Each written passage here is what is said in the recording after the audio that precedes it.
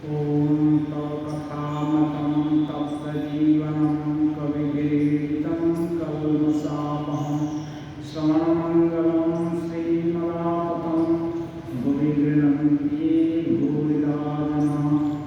श्री रामकृष्ण वचनामृत।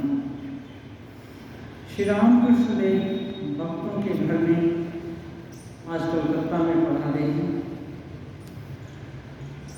एक अधर्ष सेन के मकान में हरि कीर्तन हो रहा था। उसी समय का एक प्रसंग है। एक पड़ोसी श्री रामकृष्ण देव से पूछे थे, महाराज किस प्रकार व्याकुलता होती है? व्याकुलता में भगवान को पाने की व्याकुलता। श्री रामकृष्ण कहते हैं, नौकरी छूट जाने पर किरानी की जिस प्रकार व्याकुलता होती है, एक लक्ष्यार्थ किसी चीज को समझाने के लिए कोई उदाहरण देकर समझाना कि कैसे समझोगे व्याकुलता होगी। तो किसी की नौकरी यदि छूट जाए, छुड़ा दिया जाए और उसका वही सहारा हो, तो वो नौकरी पाने के लिए कितना व्यग्र होगा। इस व्यग्रता को व्याकुलता बोलेंगे।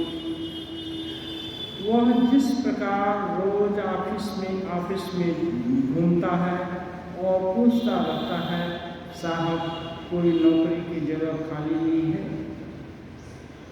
व्याकुलता होने पर भी मनुष्य छटपटाता है, कैसे ईश्वर को पाऊं। और यदि मूँछों पर हाथ फेरते हुए पैर पर पैर रखकर बैठकर पान चबा रहा है, कोई चिंता नहीं है, तो ऐसी स्थिति में ईश्वर प्राप्ति नहीं होती है। जब निश्चिंत है अपने स्टेटस से, अपने ऐश्वर्य से, तो फिर उसको बोलते हैं तुष्टि। जब संतुष्ट हैं तो फिर ईश्वर की तरफ आगे नहीं बढ़ सकते। पड़ोसी, साधु संग होने पर क्या व्याकुलता हो सकती है? श्री रामकृष्ण, हाँ हो सकती है, परंतु पाखंडियों को नहीं। साधु का कमंडल चारों धाम होकर आने पर भी कड़वा का कड़वा ही रह जाता है। श्री रामकृष्ण बोलते हैं, साधु संग होने पर हो सकता है व्याकुलता हो सकती है, लेकिन पाखंडी होने से नहीं। पाखंडी का मतलब जो चीज नहीं है उसको दिखाना चाहता, स्वांग रचता है। सामने मुख में एक और मन में दूसरा, ऐसा आदमी इसको नहीं होगा। जो सच में जिज्ञासु है, जो सच में भगवान को चाहता है, दिल से चाहता है, और किसी प्रकार से अवरोध के कारण नहीं हो पा रहा है, उस तरफ आगे नहीं बढ़ पा रहा है, यदि वो साधु संग करे, इस इच्छा से करे कि कैसे भगवान को पाने का कोई रास्ता मिल जाए, कोई उपाय मिल जाए जिससे मेरा दिल भगवान की तरफ आगे बढ़ जाए, तो उसका हो सकता है। श्री रामकृष्ण देव बोलते हैं, साधु का कमंडलू में से एक साधु चारों धाम भरने गया, तीतलौकी का होती है, उसका कमंडलू ले लिया और चारों धाम में जा कर एक बार डुबाता। सभी धाम में अपना कमंडलू डुबाया। केवल कमंडलू डुबाने मात्र से वो साफ नहीं होगा।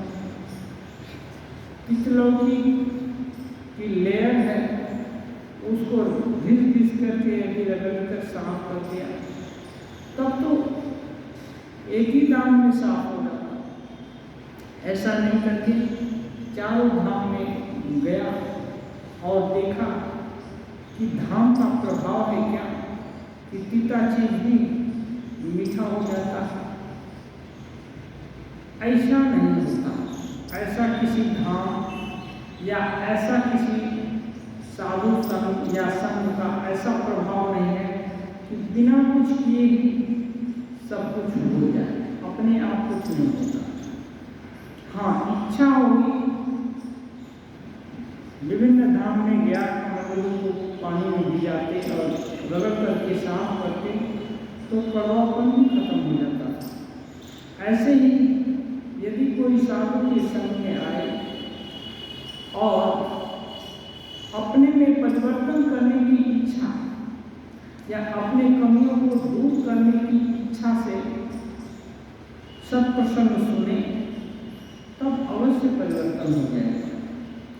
लेकिन यदि वो केवल दिखावे के लिए कि मैं साधु संग में जाता हूँ, इतनी सदाव्रत करता हूँ, इतने लोगों के साथ मेरा जान पहचान है, इतने धार्मिक कृत्य करता हूँ, तो दिखावा होगा, उससे भगवान की तरफ आगे बढ़ना नहीं होगा। अब कीर्तन शुरू हुआ। गोस्वामी जी कलह संवाद गा रहे हैं। मैंने श्री कृष्ण को लेकर गोपियों में कभी कभी कलह होता है, क्योंकि श्री कृष्ण एक ही हैं, गोपियां अनेक हैं। सभी श्री कृष्ण को चाहती हैं, तो कभी किसी के कारण श्री कृष्ण दूर चले गए तो दूसरी गोपियां उनको बुलाना देती हैं। ये सब कीर्तन के रूप में परिवेशित किया गया है। इसी को गोस्वामी जी गा रहे हैं। श्रीमती जी कह रही हैं, सखी प्राण जाता है, कृष्ण को ला दे। श्रीमती मैंने राधा जी कह रही हैं दूसरे सखी को, प्राण जा रहा, कृष्ण को ले आओ। सखी राधे कृष्ण, तो सखी बोलती है, राधे कृष्ण रूपी मेघ बरसता ही था, कृष्ण रूपी मेघ बरसना ही चाहता था, यानी कृष्ण आना ही चाहते थे, परंतु तूने मान यानी प्रेम को रूपी आंधी से उन मेघ को उड़ा दिया। कृष्ण आना ही चाहते थे, लेकिन तुमको अभिमान हुआ और अभिमान के कारण कृष्ण को न भाग गया। तू कृष्ण के सुख में सुखी नहीं है। दूसरी सखी बोल रही है, लगता है राधे तुम कृष्ण का भला नहीं चाहती, तू अपना कुछ भला चाहती है। इसके कारण भला कौन प्रेमी होगा जो उसके विषय में नहीं कोई सोचे तो वो आए, तो नहीं तो तुम मान क्यों करती? राधिका का मान श्री कृष्ण के ऊपर, तो वो बोलती है सखी कि तुमने मान किया और कृष्ण यहाँ से चले गए, तुम्हारे पास नहीं आए, तुम मान नहीं करती तो आने ही वाली थी। तब श्रीमती जी कहती हैं, एक भक्तों का विभिन्न तरह का भाव है, हर समय प्रेम ही होगा ऐसा नहीं। जब दो दिन एक साथ रहते हैं तो कभी कभी झगड़ा लड़ाई भी होती है, कभी मान अभिमान भी होगा और कभी कभी बहुत तरह की बातें भी होगी, प्रश्नोत्तर भी होगा, कथोपकथन भी होगा। लेकिन यदि सच्चा किसी का किसी के साथ प्रेम हो तो चाहे कितनी भी झगड़ा लड़ाई हो या जो कुछ भी हो, मान अभिमान सब कुछ हो, लेकिन एक प्रेमी दूसरे प्रेमी को जानता है कि वो उसका है। प्रेम में कहीं कमी नहीं आती। वो एक दूसरे को भली बात जानते हैं कि वे एक दूसरे के हैं, इस भाव में कमी नहीं होती। माँ चाहे बच्चे से कितनी नाराज क्यों न हो जाए, तो पिटाई भी क्यों न कर दे, फिर भी माँ जानती है मेरा, और बच्चा भी जानता है कि नहीं माँ है, लेकिन माँ तो मेरी है। और दूसरे माँ की शरण नहीं ग्रहण करता है, वो वरन अपनी माँ से ही याद कर चिपक जाता है।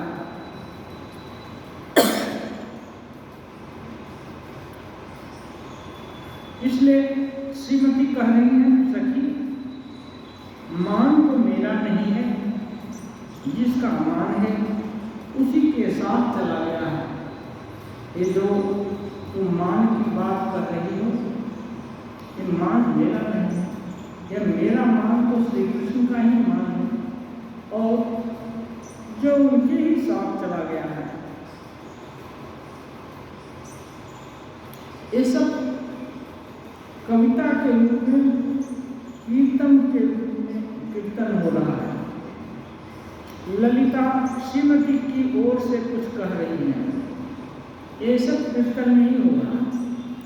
अब कीर्तन में गोस्वामी कह रहे हैं कि सखियां राधा कुंड के पास श्री कृष्ण की खोज करने लगी, आपस में बात एक करके फिर राधा कुंड के पास खोज करने लगी। उसके बाद यमुना तट पर श्री कृष्ण का दर्शन हुआ। जब ये लोग खोजते खोजते थक गई तो हठात जब इनका अभिमान शांत हुआ तो श्री कृष्ण हठात प्रकट हुए। तो साथ में श्री राम, श्रीदास, सुदाम, मधुमंगल, कृष्ण अकेले नहीं हैं, श्री राम भी हैं, सुदाम भी हैं और मधुमंगल भी हैं। वृंदा के साथ श्री कृष्ण का वार्तालाप, श्री कृष्ण का योगी का सा वेश है, जटिला संवाद, राधा का भिक्षादान, राधा का हाथ देख योगी द्वारा गणना तथा संकट की भविष्यवाणी, कात्यायनी की पूजा में जाने की तैयारी, ये सब कीर्तन में ही हो रहा है। श्री कृष्ण योगी वेश में है, उनको राधा भिक्षा देती है और वृंदा उनसे बात करती है। ये सब कीर्तन में ही चल रहा है। कीर्तन समाप्त हुआ, श्री राम कृष्ण भक्तों के साथ वार्तालाप कर रहे हैं। श्री राम कृष्ण गोपियों ने कात्यायनी की पूजा की थी। सभी उस महामाया की आद्या शक्ति के अधीन हैं। अवतार आदि तक उस महामाया का आश्रय लेकर ही लीला करते हैं। श्री राम कृष्ण महामाया की श्रेष्ठता की बात कर रहे हैं। कह रहे हैं गोपी लोग भी कात्यायनी, माँ कात्यायनी का पूजा की थी। अवतार लोग भी उनका आश्रय लेकर अपनी लीला करते हैं, इसलिए आद्या शक्ति की पूजा करते हैं। देखो न, राम सीता के लिए कितने रोए हैं। पंचभूतों के फंदे में पड़कर ब्रह्म रोते हैं। शक्ति के लिए भगवान राम भी रोए हैं। इसलिए श्री राम कृष्ण बोलते हैं पांच भूत, पंचभूत, इसके फंदे में पड़ना में जन्म लेने से ही सुख दुख, संयोग वियोग, ये सब झेलने पड़ते हैं और इनसे निस्तार कैसे मिले, इसके लिए सलूशन देते हैं महामाया का आश्रय। आद्या शक्ति का आश्रय लेकर रहने से ये सब सुख दुख सब कुछ आएंगे, लेकिन उससे निस्तार मिल जाएगा। अब महामाया के फंदे में पड़ जाने के कारण क्या और क्या बात करते हैं। हिरण्याक्ष का बनकर वराह अवतार बच्चे कच्चे लेकर रह रहे थे। आत्मा विस्मृत हो उन्हें स्तनपान करा रहे थे। देवताओं ने परामर्श करके शिव जी को भेज दिया। शिव जी ने त्रिशूल के आघात से बारा का शरीर नष्ट कर दिया। तब वे स्वधाम को पधारे। शिव जी ने पूछा था, जब बड़ा शरीर में थे भगवान हिरण्याक्ष का वध कर दिए तो इधर आनंद में रहने लगे। अब काम हो गया तो चले जाना चाहिए था, नहीं गए। बड़ा शरीर, इधर बच्चे कच्चे बहुत हो गए हैं, अपना घर परिवार सब लेकर के रह रहे हैं और आनंद में रहे। उनको बच्चों को दूध पिला रहे हैं, इसमें आनंद मिल रहा है। तो शिव जी सब लोग देवता लोग गए तो ये बोले कि तुम लोग जाओ, मैं तो यहाँ बहुत आनंद में हूँ। वो लोग उनको वैकुंठ ले जाएंगे। तो बोले नहीं, यहीं आनंद में। फिर विवश होकर के देवता लोग क्या करेंगे, शिव जी को भेजे। शिव जी पूछे, तुम आत्मविस्मृत क्यों हो गए हो, अपने स्वरूप को कैसे भूल गए? इस पर विष्णु उत्तर देते हैं, मैं बहुत अच्छा हूँ। यहाँ एक प्रसंग है कि पंचभूत में पढ़ करके ब्रह्म को भी एक तरह से माया घेर लेती है। लेकिन ये जो वराहधारी विष्णु बोल रहे हैं मैं बहुत अच्छा हूँ, ये भी कहीं गलत नहीं है। क्योंकि जिसने अच्छा बुरा विभिन्न तरह की योनियां सृष्टि की हैं, उनके लिए देव योनि क्या सुपर योनि, उसमें अंतर ही क्या है? हाँ, सुनी चैव स्वपाकेच पंडिता समदर्शिन, वो सभी ने एक दर्शन कर रहे हैं। जब स्वरूप का ज्ञान है तो सभी जीव जंतु में तो वही है। फिर उनके लिए आनंद की कहाँ कमी कहाँ अधिकता है, इसलिए वो आनंद है। लेकिन शिव जी जब त्रिशूल भोग दिए तब क्या करेंगे, शरीर छूट गया, कष्ट हुआ, तब वो वापस चले गए। तब फिर शिव जी से झगड़ा नहीं करने लगे, हमारे पेट में क्यों त्रिशूल क्यों। अधर के मकान से होकर अब श्री राम कृष्ण राम के मकान पर जा रहे हैं। ये सब होता है श्री राम कृष्ण देव के कहने का मतलब शरीर धारण करने से ये सब भोगना पड़ता है। लेकिन इसके पीछे जो नित्य मुक्त आत्मा है वह सदा स्वच्छंद विचरण करता है, वो कभी बंधन में नहीं आता। अब श्री रामकृष्ण देव अधर के मकान से रामचंद्र दत्त के मकान पर जाते हैं। श्री रामकृष्ण देव सिमुलिया मोहल्ले की मधुराय की गली में राम बाबू के मकान पर हैं। रामचंद्र दत्त श्री रामकृष्ण देव के विशिष्ट भक्त हैं। वे डॉक्टरी की शिक्षा प्राप्त कर मेडिकल कॉलेज में रसायन शास्त्र के सहकारी परीक्षक नियुक्त हुए थे और साइंस एसोसिएशन में रसायन शास्त्र के अध्यापक भी थे। उन्होंने स्वोपार्जित धन से यह मकान बनाया है। इस मकान में श्री रामकृष्ण देव कुछ एक बार आए थे, इसलिए यह मकान भक्तों के लिए आज तीर्थ के समान महान पवित्र है। रामचंद्र गुरुदेव की कृपा लाभ कर ज्ञानपूर्वक संसार धर्म पालन करने की चेष्टा करते थे। श्री रामकृष्ण देव मुक्त कंठ से राम बाबू की प्रशंसा करते और कहते थे, राम अपने मकान में भक्तों को स्थान देता है कितनी सेवा करता है। उसका मकान भक्तों का एक अड्डा है। नित्य गोपाल, लाटू, तारक आदि एक प्रकार से रामचंद्र के घर के आदमी हो गए थे। उन्होंने उनके साथ बहुत दिनों तक एकत्र वास किया था। इसके सिवा उनके मकान में प्रतिदिन नारायण की पूजा और सेवा होती थी। रामचंद्र श्री रामकृष्ण को वैशाख की पूर्णिमा को जिस समय हिंडोले का श्रृंगार होता है, इस मकान में उनकी पूजा करने के लिए सर्वप्रथम ले आए थे। प्रायः प्रतिवर्ष आज के दिन वे उनको ले जाकर भक्तों से सम्मिलित हो महोत्सव मनाया करते थे।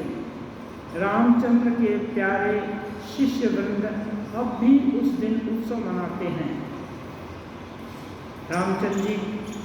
रामचंद्र दत्त एक उनके शिष्य वर्ग भी थे।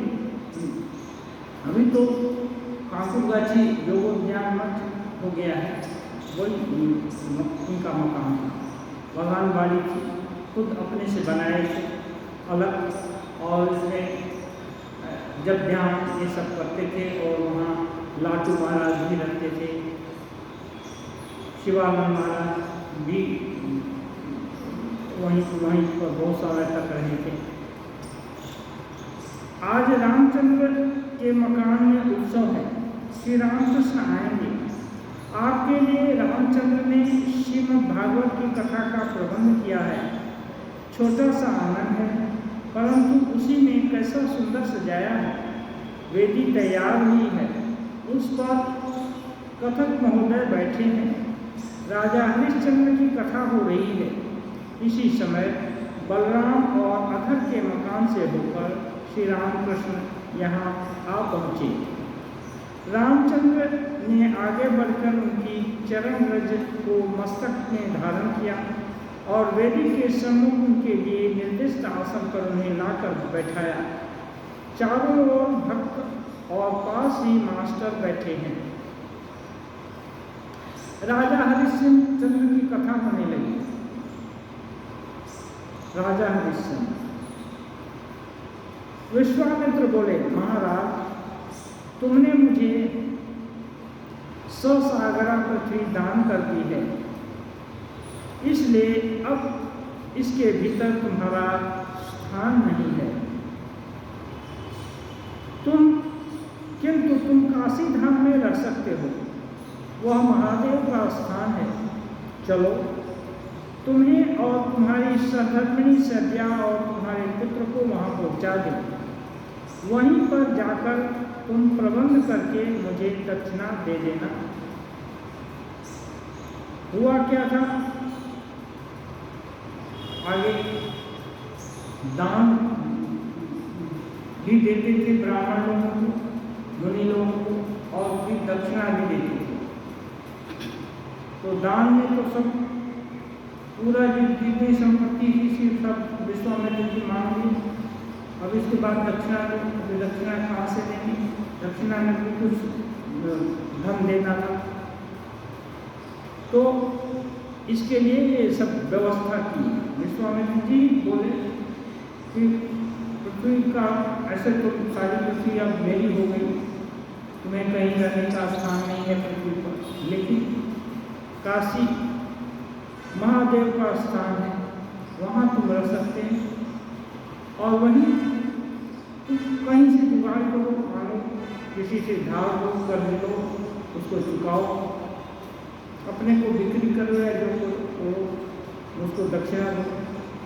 यह कहकर राजा को साथ ले विश्वामित्र काशी धाम की ओर चले। काशी में आकर उन लोगों ने विश्वेश्वर के दर्शन किए।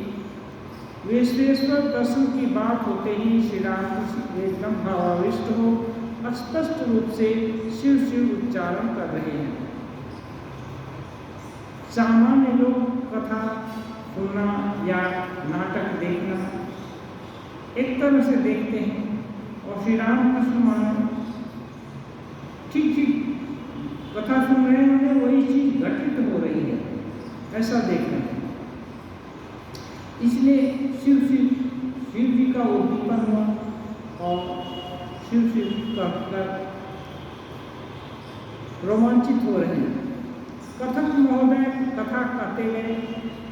राजा हरिश्चंद्र दक्षिणा नहीं दे पाए, इसलिए उन्होंने रानी सैव्या को बेच दिया।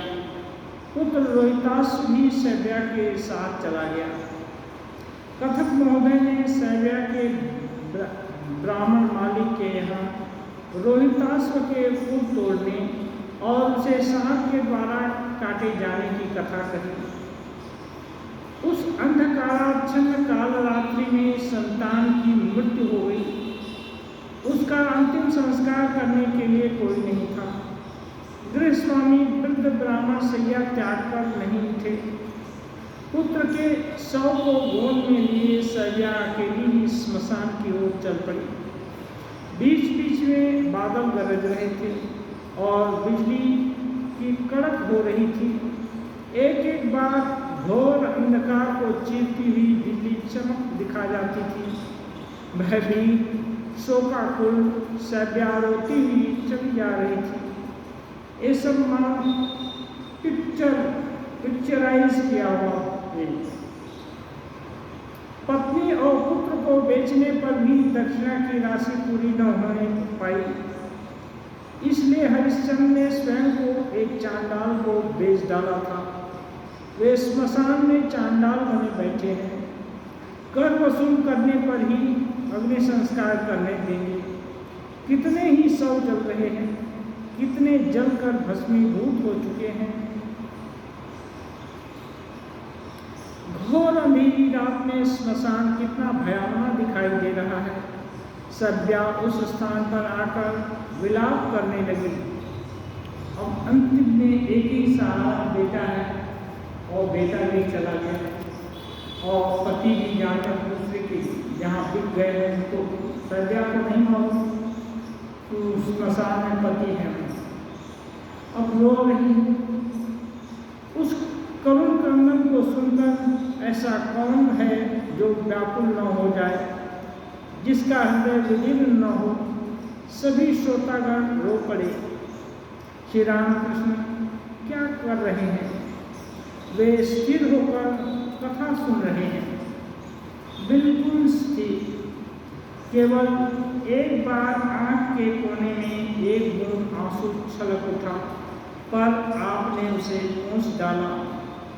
आपने अधीर होकर रुदन क्यों नहीं किया? अंत में रोहितास को जीवन दान, सब लोगों का विश्वेश्वर दर्शन और हरिश्चंद्र का पुनः राज्य लाभ का वर्णन कर कथक महोदय ने कथा समाप्त की। श्री रामकृष्ण बहुत समय तक वेदी के सम्मुख बैठकर कथा सुनते रहे। कथा समाप्त होने पर बाहर के कमरे में जा बैठे। चारों ओर भक्त मंडली बैठी है। कथक भी पास आकर बैठ गए। श्री रामकृष्ण कथक से बोले, कुछ उद्धव संवाद तो हो। कथक में ये जो है सत्य युग का बात है, ये राजा हरिश्चंद्र की कहानी, ये महाभारत में है। तो ये विशद वर्णन है। कथक लोग थोड़ा और अच्छा से एक सजा विचार करके करते हैं।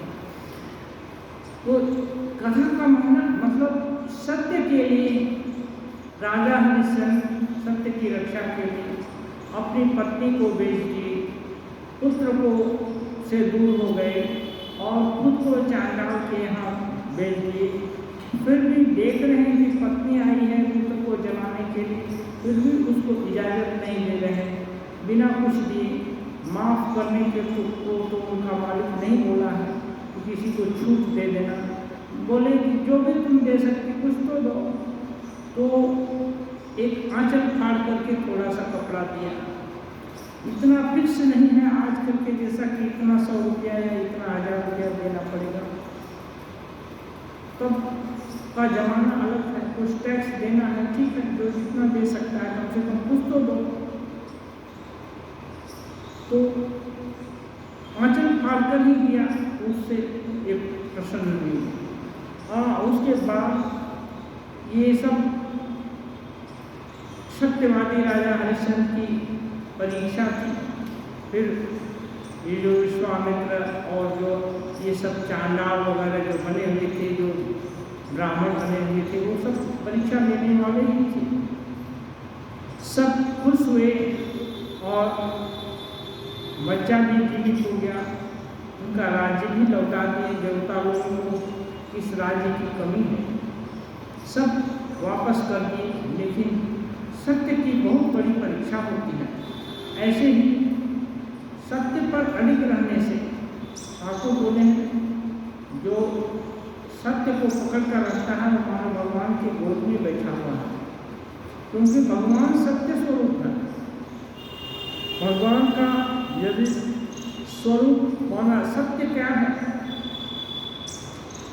जो सब समय रहता है, जो सब समय रहे।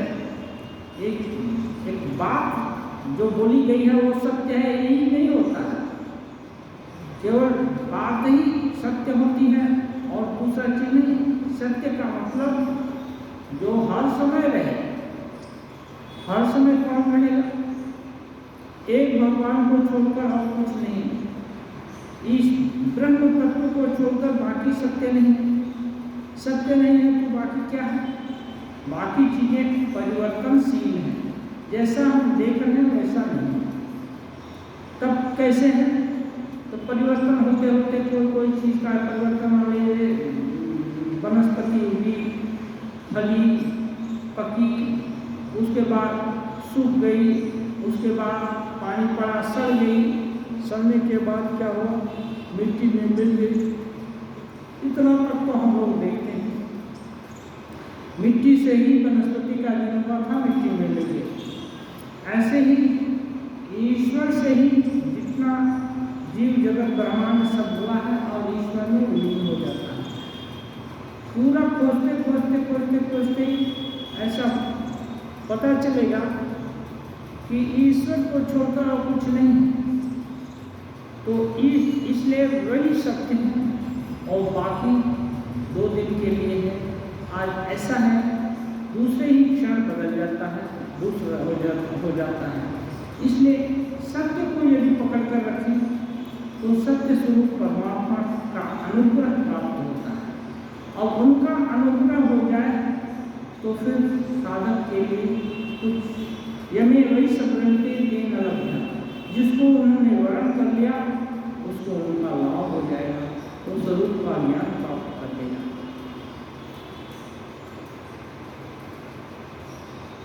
मुक्ति और भक्ति, मुक्ति और भक्ति का प्रसंग है। गोपी प्रेम की बात का है। कथक कहने लगे, ठाकुर बोले कुछ उद्धव संवाद को। ये ठाकुर क्या चाहते हैं? भक्तों को कुछ ऐसा प्रसंग सुनाए, ऐसी जिससे उनके दिल में भगवत भाव घर कर जाए, छू जाए। इसलिए उद्धव प्रसंग पर सुनाने को कहते हैं। कथक कहने लगे, जब उद्धव वृंदावन आए, गोपियां और बालवा उनके दर्शन के लिए व्याकुल होकर दौड़कर उनके पास गए। सभी पूछने लगे, कृष्ण कैसे हैं? उद्धव जी आए। कहाँ से आए? कृष्ण के पास से आए। जब कृष्ण अपने प्रिय लोग के पास से कोई आता है, अमेरिका में कोई बगल में रहता है,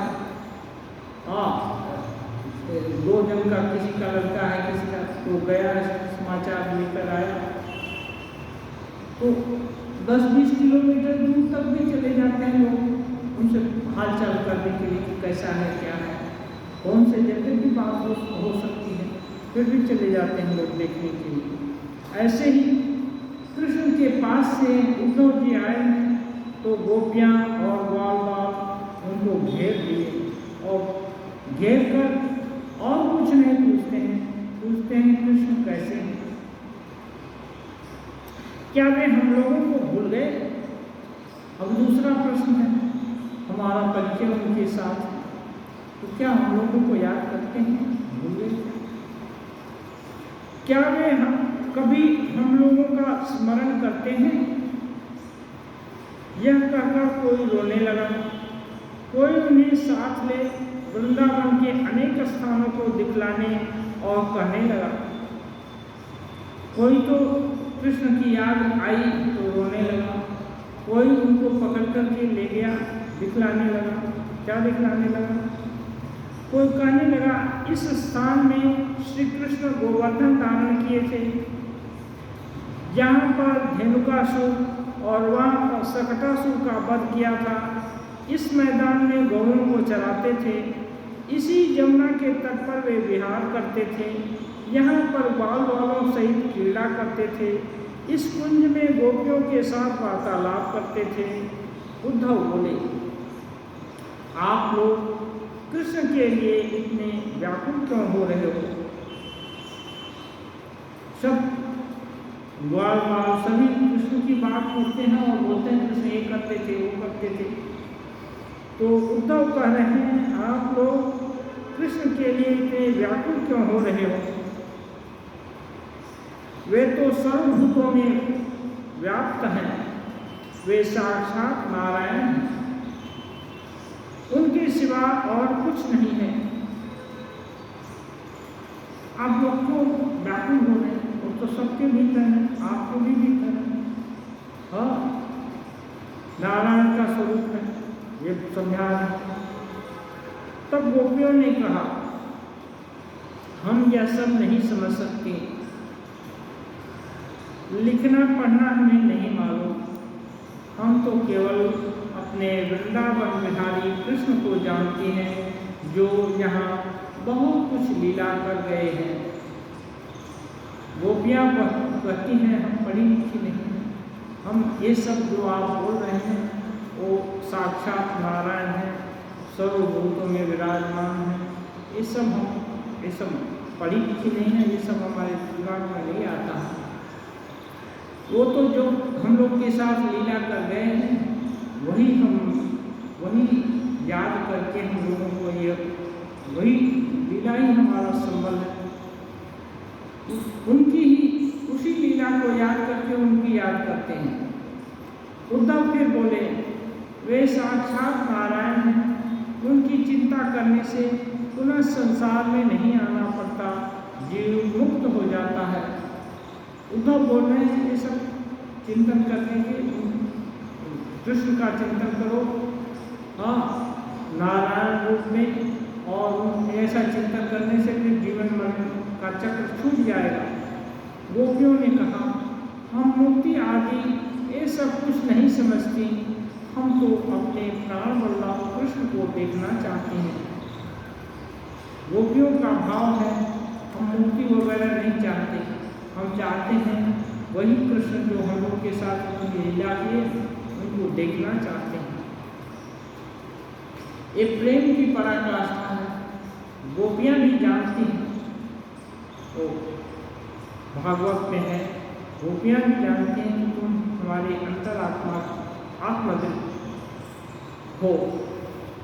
श्री रामकृष्ण देव यह सब ध्यान से सुनते रहे और भाव में मग्न हो बोले, गोपियों का कहना सत्य है। यह कहकर वे अपने मधुर कंठ से गाने लगे। गाने का आशय यह है, श्री रामकृष्ण कहते हैं गोपियों का कहना सत्य है। तब क्या उद्धव बोल रहे हैं वो सत्य नहीं है? दोनों ही सत्य है।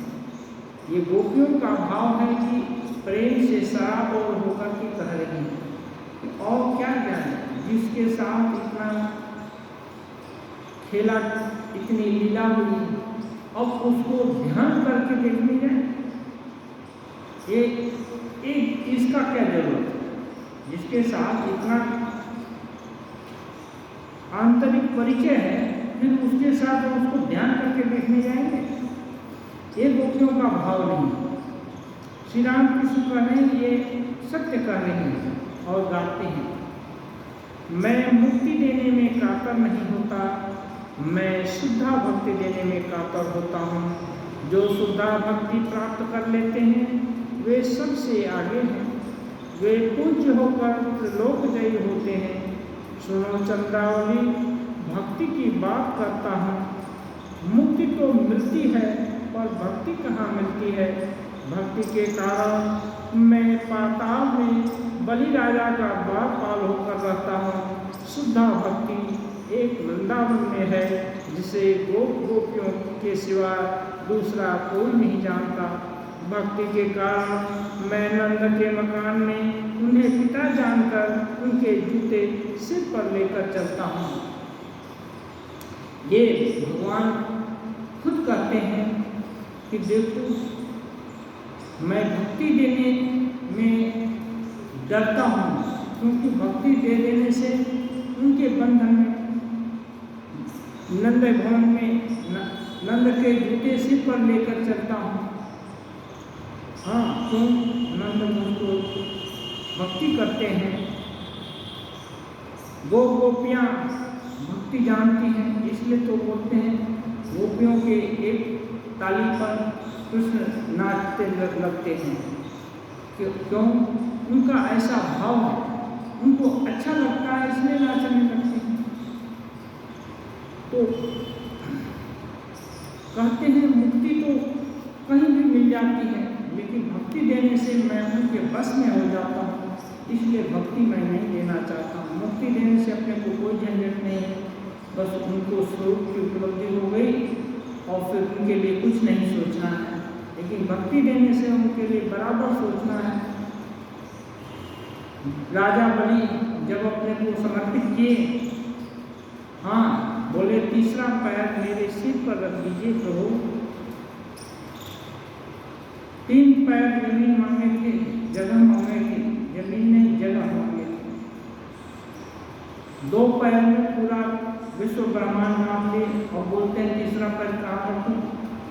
डांटते हैं, फटकारते हैं। 3 पैर जमीन भूमि देने के लिए बोल रहे थे, अभी तीसरा तुम्हारा कहाँ है बताओ। नहीं बना में से तुमको पाप लगेगा, बहुत सारा धमक देते हैं। तब बलि प्रार्थना करते हैं, प्रभु ये बताइए कि धन बड़ा है या धनवान। तो बोलते हैं पावन भगवान, धन का मालिक तो धनवान होता है, इसलिए मालिक तो बड़ा है। तो वो बोला प्रभु 2 पैर में आप मेरा धन माप लिए, मैं धनवान यहाँ आपके समक्ष हूँ। तीसरा पैर मेरे सिर पर रखकर मुझे भी माफ दीजिए। जब बलि स्वयं को भगवान के साथ सामने आत्मसमर्पण किए, तब भगवान गदगद हो गए और अपने दिव्य पादारविंद को उनके सिर पर रख दिए। और उसी समय भक्त प्रहलाद उनके पिता के पिता क्या मतलब पिता वो प्रकट हो गए और भगवान की प्रशंसा की और देवता लोग भी प्रकट हो गए, बहुत सारी स्तुतियाँ की। और उसके बाद राज्य को मांग करके इंद्रासन का राज्य तो इंद्र को दे दिए भगवान, लेकिन अब बलि को क्या देंगे।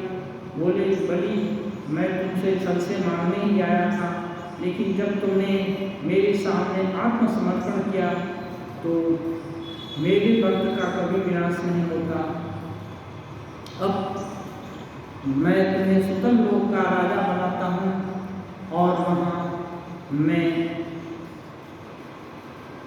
तुम जो चाहो वो एक बार मुझसे मांग लो, वो भी मैं तुमको दूंगा।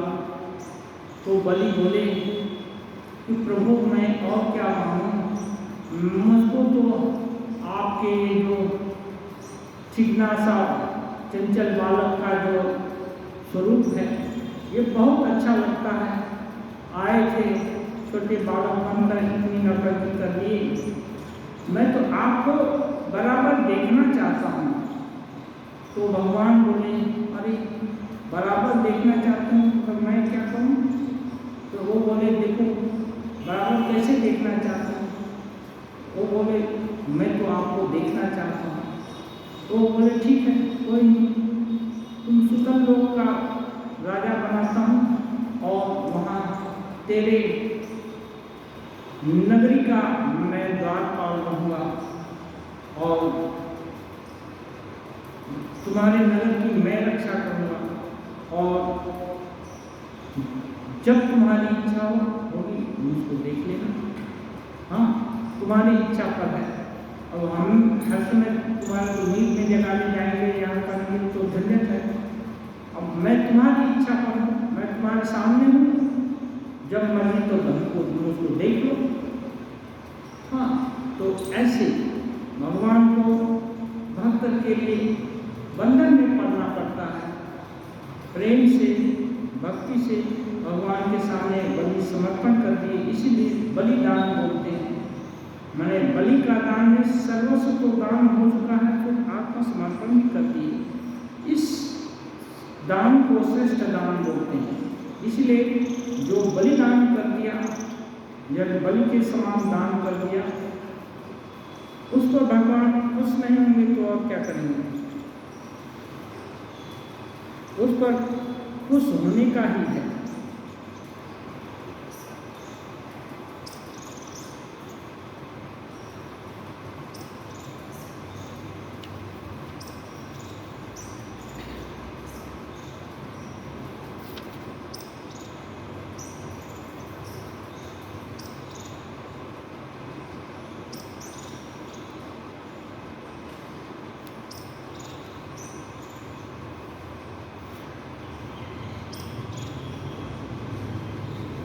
श्री रामकृष्ण कथक के प्रति गोपियों की भक्ति थी प्रेमा भक्ति, अव्यभिचारिणी भक्ति, निष्ठा भक्ति ने गोपियों की भक्ति की बात कर रहे हैं।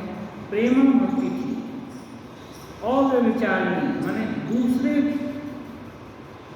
को नहीं जानती, ब्रह्म तत्व को भी नहीं जानती, वो कृष्ण को ही जानती है। इसको निष्ठा भक्ति भी कहते हैं। अब बोल रहे हैं व्यभिचारिणी भक्ति किसे कहते हैं जानते हो? व्यभिचारिणी भक्ति भी होती है, उसको जानते हो? उसको बोल रहे हैं ज्ञान मिश्रित भक्ति। जैसे कृष्ण ही सब कुछ वे हैं, वे ही पर ब्रह्म हैं, वे ही राम, वे ही शिव, वे ही शक्ति हैं। जो ये दिखा रहे हैं, ये क्या उद्धव जी, वो है व्यभिचारिणी भक्ति। भक्ति है वो भी है, लेकिन वही कृष्ण है, वही परब्रह्म है, वही राम है, वही शिव है, वही शक्ति है। ऐसा समझकर आरोप करके समझना कि यही वो है, इसको बोलते हैं व्यभिचारिणी भक्ति। पर प्रेमा भक्ति में उस ज्ञान का संयोग नहीं है। ये ज्ञान बीच में आ गया, वो रिलेट करना पड़ रहा है कि ये वही चीज़ है, ऐसा देखना नहीं। सीधा सीधा वो राम को, जैसे हनुमान जी सीधा सीधा धनुष बाण लिए राम को देखना चाहते हैं, हाँ, वैसे ही ये गोपियों की भक्ति है, सीधा सीधा कृष्ण को देखना चाहते हैं। द्वारका में आकर हनुमान ने कहा, वो हनुमान जी का बात आ गया, सीता के दर्शन करूंगा, सीताराम के दर्शन करूंगा। द्वारका में हनुमान जी आए और बोलते हैं सीताराम जी के दर्शन करूंगा। भगवान रुक्मिणी से बोले तुम सीता बनकर बैठो, अन्यथा हनुमान से रक्षा नहीं होगी। रुक्मिणी को बोले सीता बनने के लिए, सीताराम का दर्शन करेंगे। सीता माँ का खोज किए थे, इतना माँ आशीर्वाद दिए थे, अमर होने का आशीर्वाद भी दिए थे, इसलिए सीता जी का दर्शन करेंगे। पांडवों ने जब राजसूय यज्ञ किया, उस समय देश देश के नरेश युधिष्ठिर को सिंहासन पर बिठाकर प्रणाम करने लगे। विभीषण भी अमर माने जाते हैं। युधिष्ठिर द्वापर में हुए सभी देश देश के राजा युधिष्ठिर को सिंहासन पर बैठाए और उनको प्रणाम करने लगे। विभीषण बोले, मैं एक नारायण को प्रणाम करूंगा और दूसरे को नहीं। यह सुनते ही भगवान स्वयं भूमिष्ठ होकर युधिष्ठिर को प्रणाम करने लगे।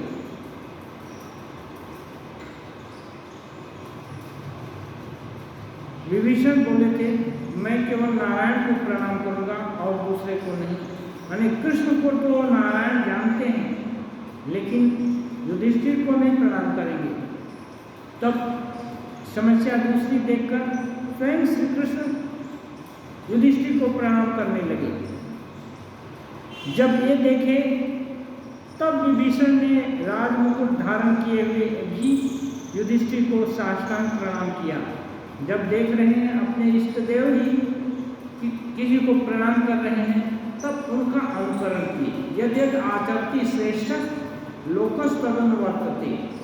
श्रेष्ठ लोग जिसका आचरण करते हैं, उनके अनुयायी सब उसी का आचरण करेंगे। तो जब श्री कृष्ण स्वयं युधिष्ठिर को प्रणाम किए, तब ये देखकर विभीषण भी युधिष्ठिर को प्रणाम किए, साष्टांग प्रणाम किए।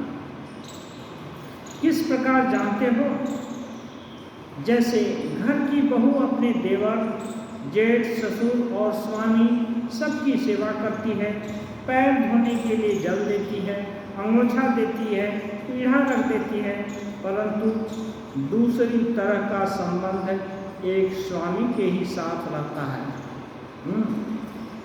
कहते हैं सबको सम्मान देती है घर की बहू, लेकिन स्वामी के साथ अलग संबंध रहता है।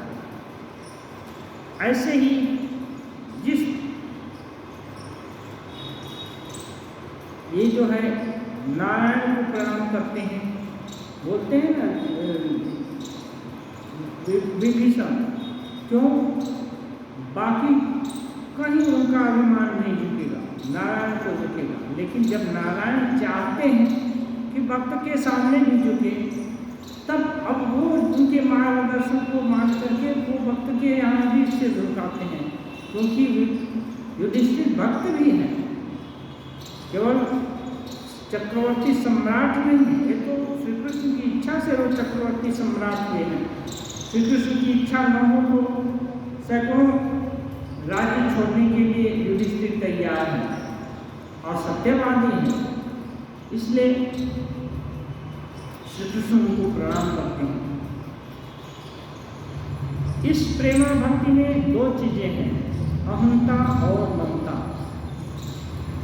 यशोदा सोचती हैं गोपाल को मैं न देखूंगी तो और कौन देखेगा, मेरे देखभाल न करने पर उसे रोग व्याधि हो सकती है।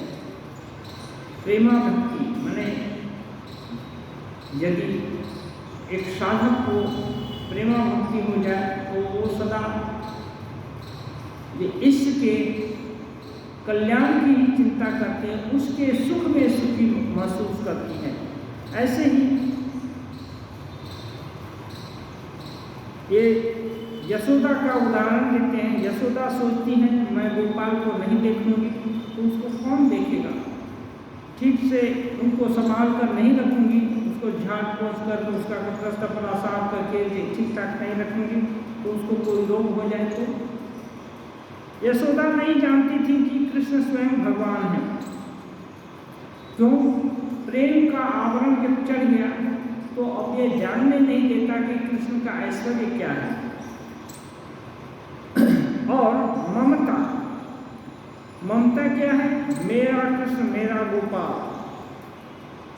अहंता और ममता ये आ जाती है किस पर? इष्ट पर। इष्ट मेरा है, इष्ट को मुझे देखना पड़ेगा, इष्ट को मुझे संभालना पड़ेगा, इष्ट को मुझे सजाना पड़ेगा। और ममता क्या है? ये इष्ट मेरा है, मेरे छोड़ इसका कोई नहीं है, इसको कौन देखेगा मुझको छोड़कर। इसलिए मेरा कृष्ण, मेरा गोपाल।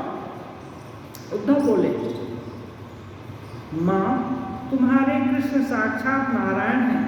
वे संसार के चिंतामणि हैं, वे सामान्य वस्तु नहीं हैं।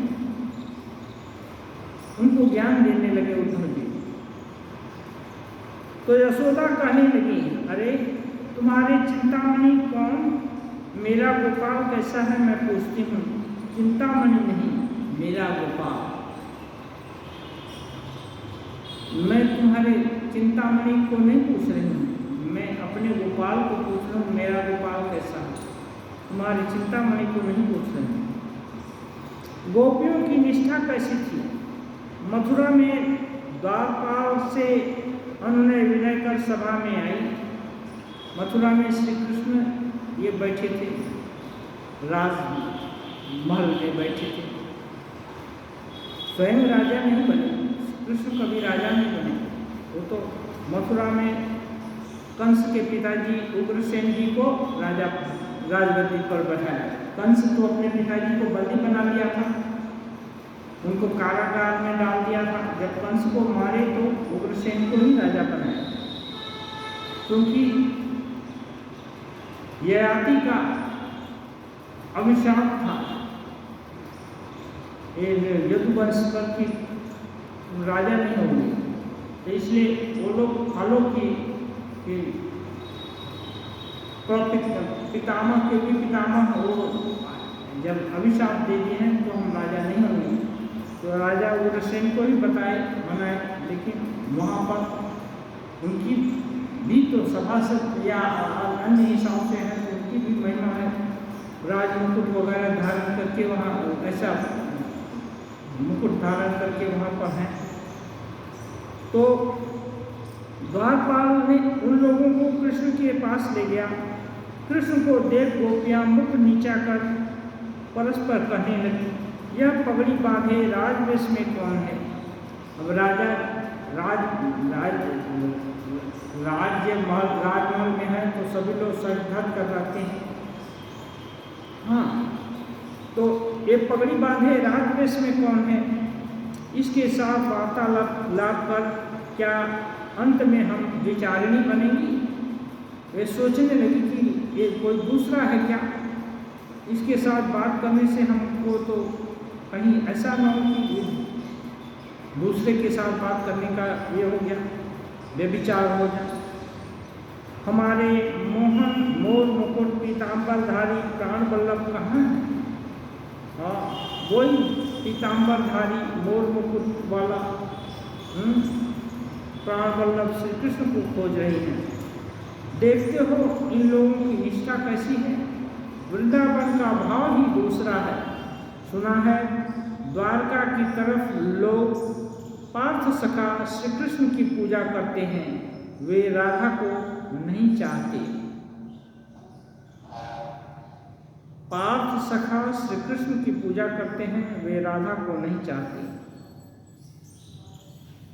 द्वारका के लोग, द्वारका तो उधर है गुजरात में, जब उधर सब लोग पार्थ सखा श्री कृष्ण को चाहते हैं, राधा को नहीं चाहते। क्योंकि राधा ये जो रास लीला प्रेम लीला ये सब तो वृंदावन में हुई थी, और उधर के लोग द्वारका की तरफ के लोग तो ये देखे नहीं कृष्ण की ये लीला। इसलिए वो लोग जो देखे हैं वो लोग देखे हैं पार्थ के साथ रह करके श्री कृष्ण बहुत बड़े बड़े काम किए हैं, बहुत असुरों का संहार किए, बहुत ये सब लीला की, तो वो जानते हैं द्वारका वाले। लेकिन वृंदावन का भाव दूसरा है। ये लोग जो मोर मुकुट पीताम्बरधारी ऐसे श्री कृष्ण को चाहते हैं। और भक्त पूछता है कौन श्रेष्ठ है, ज्ञान मिश्र भक्ति या प्रेमा भक्ति? अब पूछ रहे हैं कोई दो तरह का चीज़ बताए रामकृष्ण देव। एक तो प्रेमा भक्ति है जिसमें उसको छोड़कर और कुछ नहीं चाहिए और कुछ देखना भी नहीं चाहते, और ज्ञान मिश्रा भक्ति है कि वही इस रूप में है श्री रामकृष्ण कह रहे हैं, ईश्वर के प्रति एकांत अनुराग हुए बिना प्रेमा भक्ति का उदय नहीं होता। प्रेमा भक्ति विरल है और ममत्व ज्ञान अर्थात भगवान मेरे अपने हैं यह ज्ञान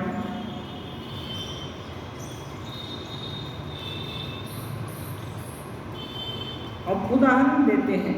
3 मित्र जंगल में जा रहे थे। सहसा एक बाघ सामने आ खड़ा हुआ। एक आदमी बोला, भाई हम सब आज मर गए, आज तो बाघ खा लेगा। दूसरा भाई बोला, क्यों मरेंगे, और ईश्वर का स्मरण करें, ईश्वर हमको बचा लेंगे। तीसरा आदमी बोला, नहीं, ईश्वर को कष्ट देकर क्या होगा, और इस पेड़ पर चढ़कर बैठे। ये उदाहरण देकर श्री रामकृष्ण देव इस ज्ञान मिश्रित भक्ति और प्रेमा भक्ति को समझा रहे हैं। कह रहे हैं, जिस आदमी ने कहा हम लोग मरे,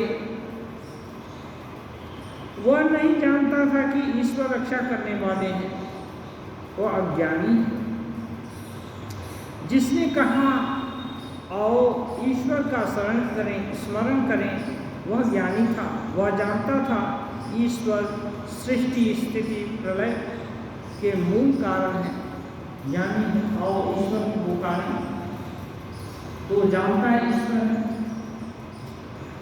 और जिसने कहा भगवान को कष्ट देकर क्या होगा, और पेड़ पर चढ़ बैठे, पेड़ पर चढ़ जाए बच जाएंगे, उसके भीतर प्रेम उत्पन्न हुआ है, स्नेह ममता का भाव आया था। तो प्रेम का स्वभाव ही यह है कि प्रेमी अपने को बड़ा समझता है और प्रेमास्पद को छोटा। अब ईश्वर से जो प्रेम करता है, भला अपने प्राण के लिए क्यों ईश्वर को बुलाएगा। चलो हम पेड़ पर चल सकते हैं, फिर पेड़ पर जाकर आराम से बैठते, बाघ कैसे खाए।